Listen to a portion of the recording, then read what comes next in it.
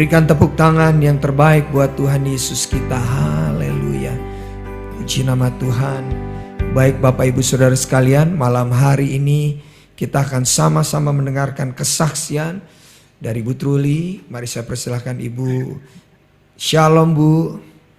Ya, shalom Pak Shalom. Franz, shalom Wow. semuanya. Haleluya. Untuk PD Victory yang diberkati Tuhan, selamat malam semuanya, shalom. Amin. Baik, malam hari ini kita mau dengar kesaksian dari Ibu ya. Saya persilahkan Bu, Tuhan Yesus berkati. Iya, terima kasih, shalom. Sekali lagi, untuk PD Victory yang diberkati Tuhan, selamat malam. Terima kasih untuk kesempatan yang sudah diberikan untuk saya. Terlebih dahulu saya mau perkenalkan nama saya Truli Peck. Saya ibu rumah tangga yang mempunyai 5 anak. Dan saya menikah dengan orang Jerman di tahun 92. Dan kami tinggal di Jerman sampai dini hari. Ya, di sini saya mau bilang pertama-tama, saya mau ucapkan terima kasih kepada Ibu Eli dan Mami Feni yang sudah mengizinkan saya untuk berbagi kesaksian hidup saya di PD Victory ini. Puji Tuhan. Ya, baik saya akan memulai. Saya akan menceritakan bagaimana Tuhan mengubah atau terlebih dahulu kehidupan saya, lalu rumah tangga saya dipulihkan Tuhan seutuhnya. Amin.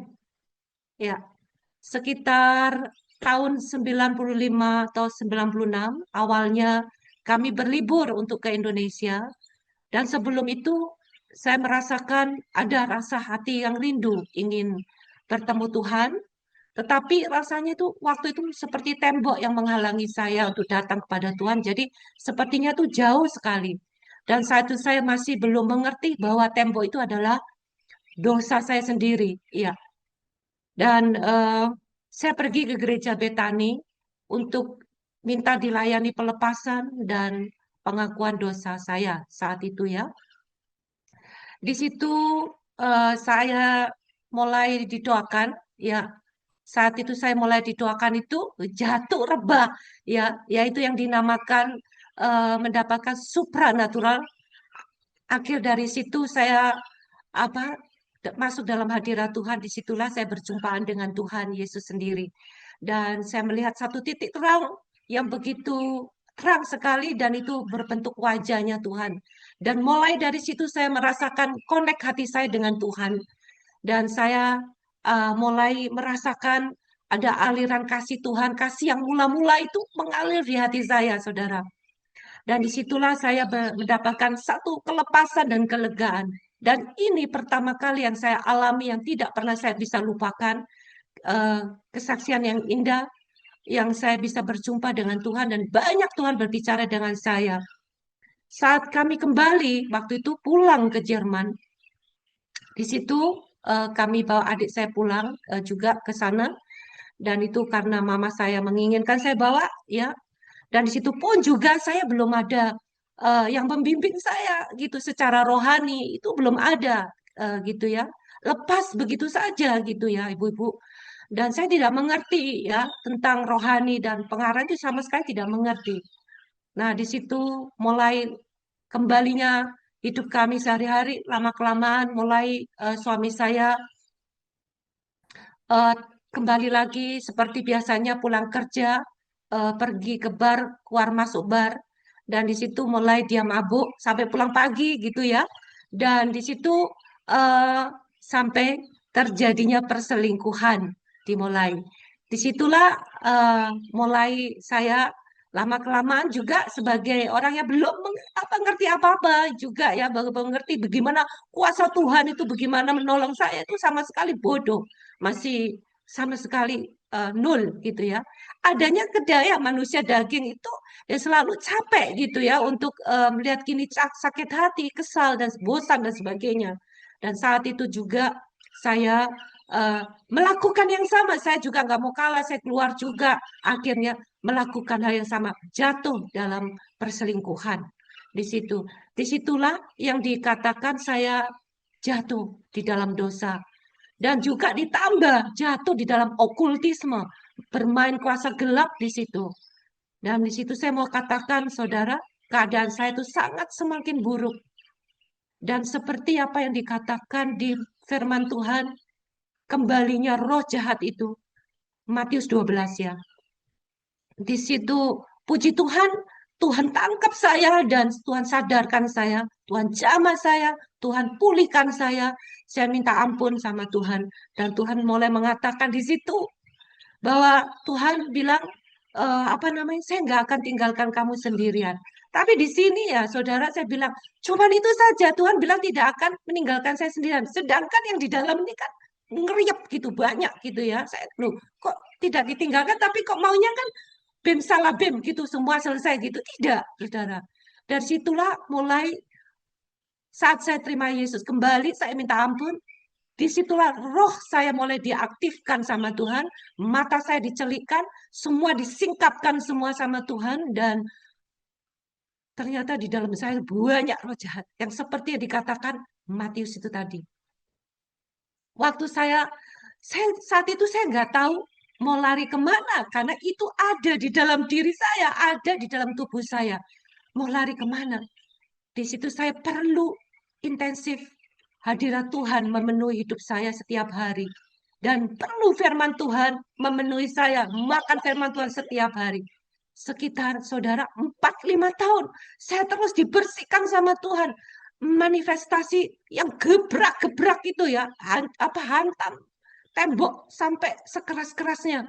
Itu setiap hari untuk mengeluarkan tenaga, kekerasan dan sebagainya, apa ya saja ya, macam-macam dan roh perjinan yang ada di dalam diri saya. Dan saat itu saya juga tidak tahu masuknya dia kapan, mungkin juga dari waktu dari perbuatan saya, tapi saat dikeluarkan, saat disuruh keluar, dan itu apa seperti manifestasi ya keluarnya gitu ya, dan itu sangat menyedihkan di dalam diri saya. Dan seperti apa yang dikatakan waktu saya diseret itu, dalam tubuh saya itu ada kuasanya, saudara. Itu roh apa namanya, seperti yang dikatakan di dalam firman Tuhan itu saya disuruh ngambil pisau itu ya untuk menusuk keluarga saya. Itu di dapur itu tubuh saya itu diangkat gitu ya untuk pergi ke sana, tapi itu saya perangi gitu ya. Saya minta, saya teriak sama Tuhan tiap, Tuhan saya tolong, aku tolong, tapi ini ada dalam tubuh saya. Bagaimana saya harus bisa mengeluarkan ini? Dan banyak sekali yang terjadi sampai separah itu. Dan dikatakan dosa itu melahirkan maut ya saudara. Itu ada firman Tuhan yang dikatakan apabila dosa itu sudah matang dan ia melahirkan maut. Dan itu yang terjadi dalam kehidupan saya. Maka itu Roh Kudus mulai menduduki dalam kehidupan saya. Mau tidak mau yang di dalam itu digenjot sama Tuhan, keluar semuanya. Mulak bahasa Jawanya.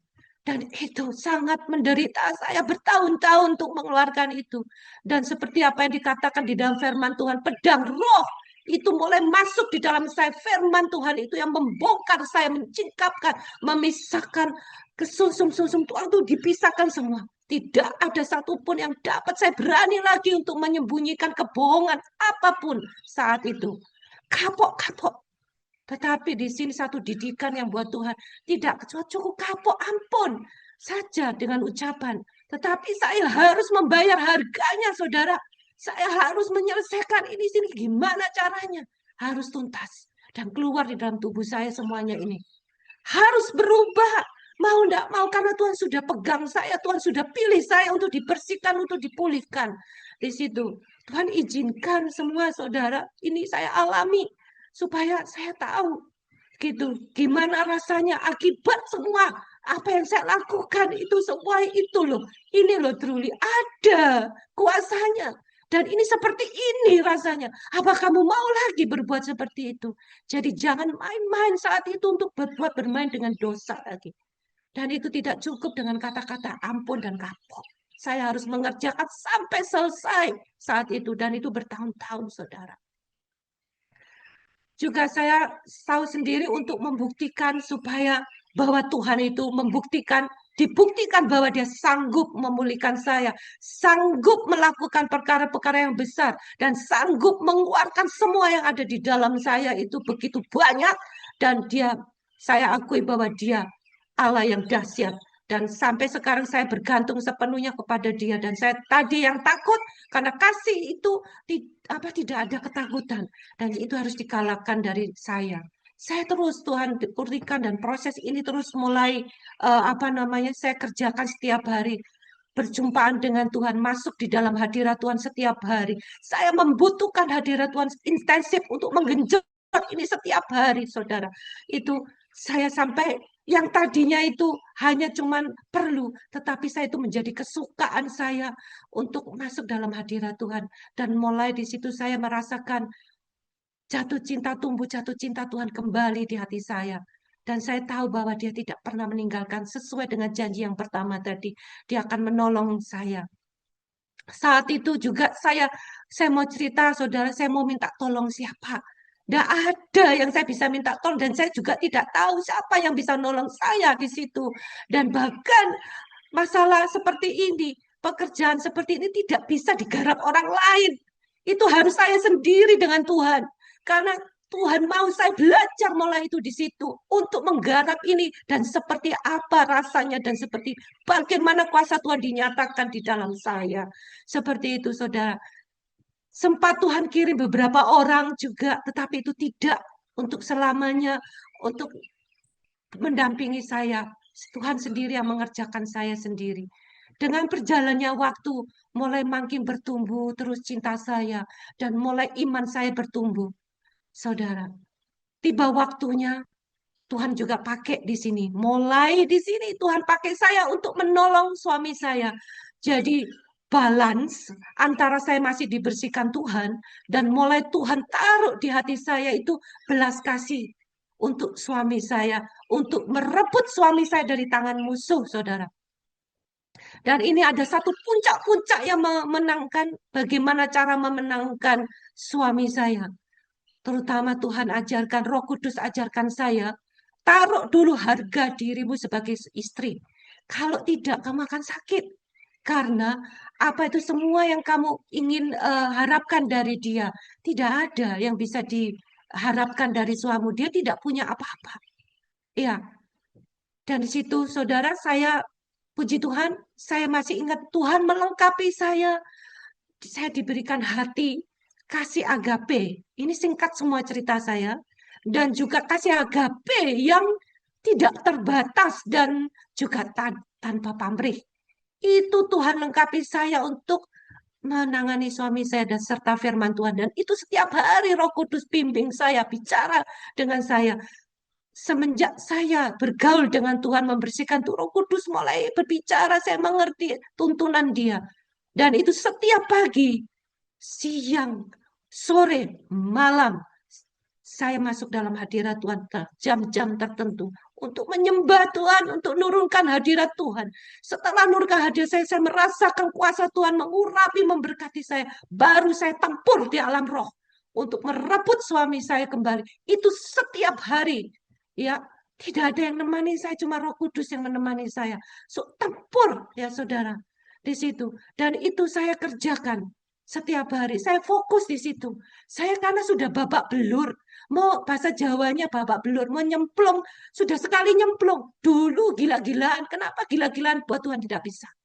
Karena tidak rugi akan untuk melakukan ini semuanya. Dan apa saja saat justru di situ saya sekolah dengan Tuhan. Waktu saya masuk dalam hadirat Tuhan, saya tempur untuk menyelesaikan semua itu. Roh Kudus mulai tunjukkan saya apa sesuatu yang menyingkapkan semua, disingkapkan semua satu persatu yang tersembunyi, yang mengikat suami saya, membelenggu suami saya selama ini. Terus saya kerjakan setiap hari berturut-turut untuk menggenjot dia, melepaskan semua. Kalau saya bisa lihat itu, saya penggal itu kepala semua satu-satu, karena Tuhan sudah memulihkan saya, saudara, dan saya ingin harus menjadi pemenang di sini. Setiap hari saya lakukan dan Roh Kudus menuntun saya. Tuhan memberikan saya kekuatan dan terus pertuntunannya dari suami saya yang ganas, ya. Itu saya singkat semuanya sampai jinak. Dan sampai dia bertobat, saudara. Ini semua karena kuasa Tuhan sendiri dinyatakan di dalam kehidupan saya. Di Jerman sendirian, saudara. Gak ada hamba-hamba Tuhan banyak di sini seperti di Indonesia. Banyak. Itu memang terima kasih. Biar saya tahu bahwa aku mampu, Truli, yang melakukan ini, membantu kamu menyelesaikan ini. Saudara, jangan lupa ini. Tuhan bisa. Yang mungkin secara logika nggak mungkin. Buat Tuhan mungkin semuanya. Percaya itu. Bulatkan iman saudara. Singkat cerita saya tiba waktunya. Tuhan berkata sama saya, pergilah ke suamimu, layani dia. Di situ tuh sepertinya Tuhan itu ngasihkan suami saya di tangan saya, saudara. Gitu ya. Dan di situ saya menerima kemenangan. Sertifikat kemuliaan, pemulihan rumah tangga seutuhnya itu sudah distempel Tuhan dari surgawi. Selesai. Bahasa Jermannya gultik. Gitu ya. Kami berdua diberikan keberanian sama Tuhan untuk saling mengaku di hadapan Tuhan, kami telah berzina. Kami mengakui, saya diberikan, bobo gak bisa lagi, jangan main-main melintir saya. Karena sudah dikosongkan semua yang jerami, yang bukan dari Tuhan, dihabiskan di saya, saudara. Ya, kami minta Tuhan, di hadapan Tuhan, cinta kasih kami dikembalikan, kami rebut kembali. Yang tadinya tidak bisa ciuman, bisa ciuman. Kami paksa, kami minta kembali juga itu bisa tidur kembali. Kami rebut itu semuanya di dalam nama Yesus. Singkat cerita lagi, mulai dari situ saya mulai Tuhan tuntun lagi, tawarkan suami saya, maukah untuk dibaptis? Dan saya cari gereja Jerman untuk membaptis suami saya. Setelah selanjutnya, saya melayani pelepasan suami saya sendiri di rumah. Bahkan kami mulai belajar baca firman Tuhan bersama, dan kami bawa anak-anak untuk baca firman Tuhan. Di situ saya melihat karena kuasa Tuhan turun tangan tidak pernah meninggalkan kami. Banyak perubahan yang di dalam suami saya terjadi. Yang tadinya suka keluar malam, terus gitu nggak pernah pulang. Pagi-pagi baru pulang, mabuk, mukulin, gebrak-gebrak. Kalau bisa kita dibunuh semua. Tapi saat itu Tuhan ubah dia hatinya. Dia tidak suka keluar. Sampai dini hari, saudara. Kapan-kapan dia boleh bersaksi sendiri dengan saudara.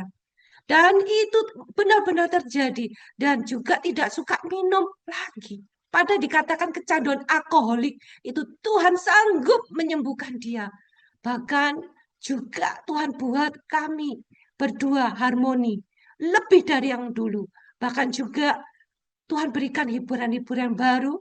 Dan kami bisa mencocok tanam di rumah, kesukaan kami, kesibukan kami. Dan Tuhan lakukan perkara yang besar buat kami, sesuatu yang baru, saudara. Dari situlah Tuhan memberkati kami dan kami dipulihkan jiwa-jiwa dimenangkan. Saya mulai pelayanan, membantu yang lain juga, dan suami saya mendampingi saya. Inilah sekolah hidup saya, saudara, dari Tuhan. Dan semua, saya mau katakan, semua apa yang terjadi dalam hidup saya itu, saya katakan baik sekali. Jangan sedih, saudara. Terimalah semua ini, karena ini baik buat saudara, akan pintar, dibuat Tuhan pintar. Dan terima kasih Tuhan, semua ini baik buat saya. Karena semua ini menjadi alat saya untuk membentuk karakter saya. Membentuk hati saya. Mungkin selama ini kok lama ya Bu Truli? Biarkan Tuhan mau, karena itu juga baik untuk membersihkan hati saya. Gak mungkin ada hal yang mesti harus dibenahi, kekurangan saya, banyak kelemahan saya mesti harus dibetulin. Saya tetap belajar dibalik untuk semua itu respon, untuk menikmati semua apa yang Tuhan buat. Karena Tuhan tidak pernah menolong kita itu sesuatu memberikan satu yang kecelakaan atau kematian. Semuanya adalah kehidupan sampai kekekalan. Saudara, proses ini sangat luar biasa yang Tuhan izinkan terjadi buat saya. Saya terus dibersihkan gunanya untuk dapat dipakai Tuhan menjadi alat Tuhan. Ya, seperti yang dikatakan di firman Tuhan, saudara, bahwa kesengsaraan itu menimbulkan ketekunan, dan ketekunan menimbulkan tahan uji itu menimbulkan pengharapan. Itu rahasia yang Tuhan berikan untuk saya, saudara. Ya, saya berterima kasih juga kepada Tuhan untuk duri yang di dalam daging ini supaya saya jangan meninggikan diri karena penyataan yang luar biasa Tuhan nyatakan ini, saudara. Maka saya akan terima ini semua dengan ucapan syukur. Sekian kesaksian saya, semoga ini menjadi berkat bagi PD Victory di seluruh dunia. Tuhan Yesus memberkati. Shalom.